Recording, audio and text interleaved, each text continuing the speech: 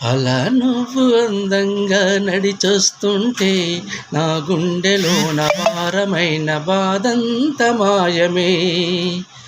నీ అందమైన కనులతో నువ్వు నన్ను చూస్తుంటే నా గుండెలోన దాగిన ప్రేమతో మన పెళ్ళి ఖాయమే.